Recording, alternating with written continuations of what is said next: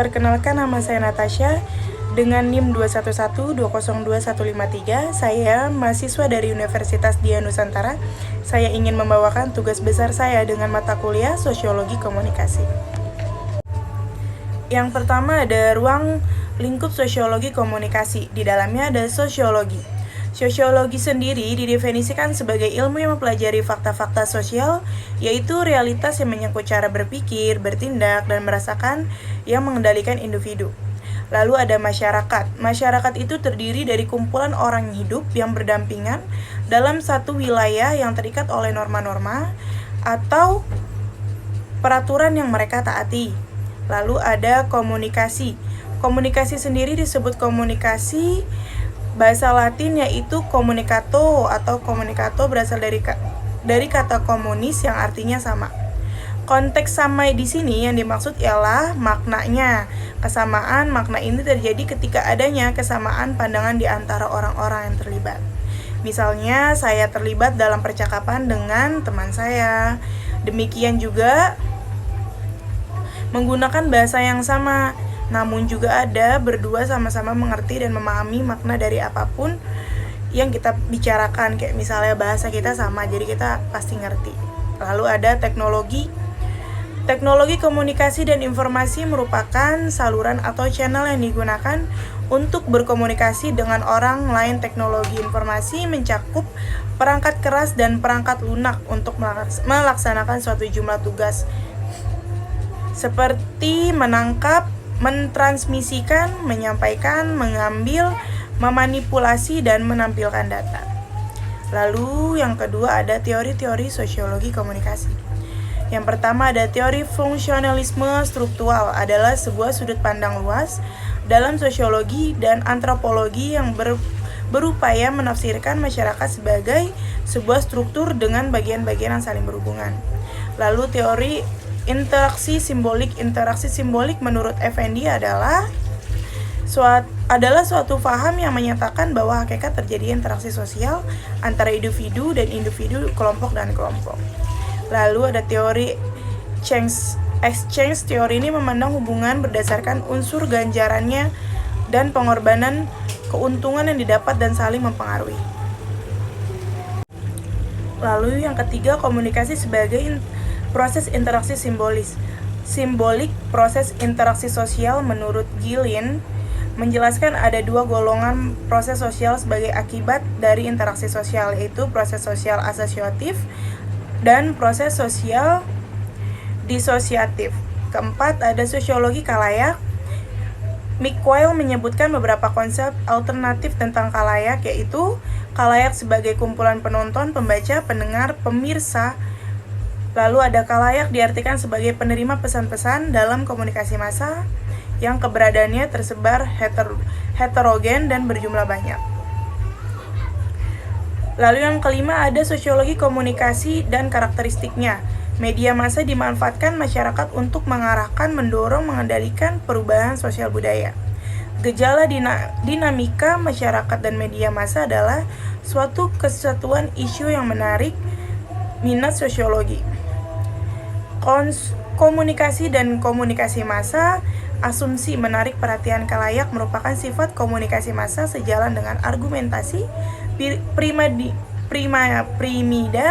peringkat proses komunikasi di dalam masyarakat yang memposisikan komunikasi massa melibatkan konteks masyarakat luas dengan gejala komunikasinya. Lalu yang keenam, aktivitas komunikasi massa. Aktivitas komunikasi massa tidak dapat dilepaskan di kehidupan manusia karena komunikasi merupakan bagian integral dari sistem dan tatanan kehidupan sosial. Berkomunikasi yaitu komunikasi langsung, direct komunikasi, dan komunikasi tramedisi seperti mediasi komunikasi. Aktivitas komunikasi yang dilakukan seseorang atau kelompok massa akan menentukan efektivitas komunikasi.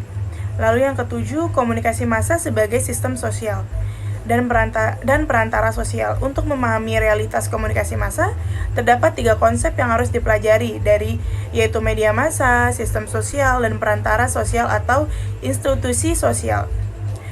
Media massa juga merupakan institusi sosial. Melalui lembaga ini terdapat Pekerja media berkarya memenuhi kebutuhan informasi masyarakat.